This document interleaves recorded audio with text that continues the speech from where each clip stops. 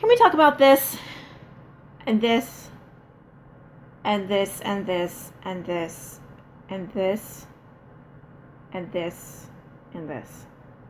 Can we talk about how this is okay, but this is not? And can we please talk about how this is more commonly accepted than this? Can we talk about it? And can we keep talking about it until something changes? Can we all work together to create a new normal? Look, I'm not advocating for us to all walk around shirtless all the time. I'm probably one of the most modest people that you will ever meet. But I honestly get so livid every time I see a guy walking down the street without his shirt on. Even when I was a little kid, I never understood why we accepted this, yet we shamed women into breastfeeding in the corner of a room. Have you ever experienced the panic of a hungry newborn?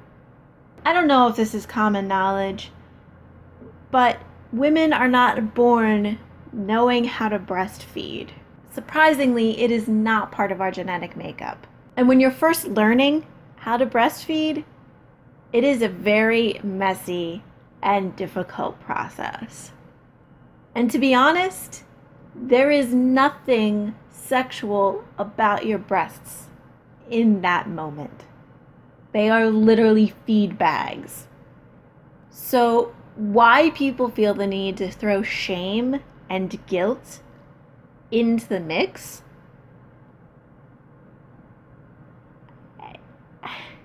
I will never understand why people feel the need to make women feel like what they're doing is nasty, inappropriate, or disgusting when it is one of the best things that you can do for your child. But more than this one thing, media in general tells us that women are to be viewed as nothing more than sexual objects, and their bodies are a commodity.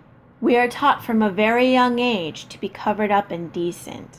To be a good little girl means to be shameful of your body, and that any female who does not display these attributes of guilt is obviously wrong and labeled accordingly.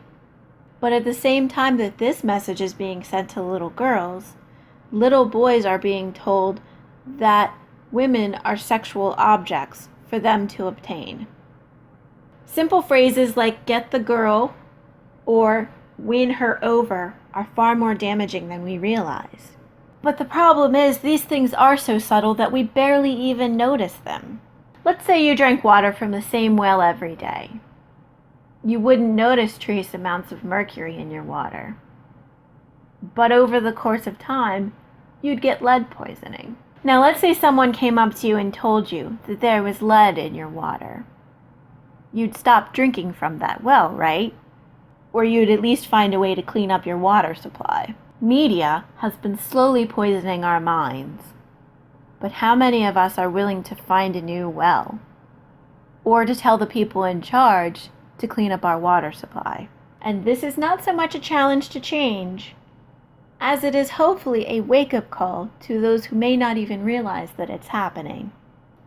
And now comes the question, what message do we want to have portrayed in media? What message do we want to have relayed to our children? I believe that we have the power to change the media, but it will take a united front and a collective agreement that we will not accept this on our national news networks. Until we can all agree that this is not the message that we want to send to our children, it will be our normal. So what's it gonna be?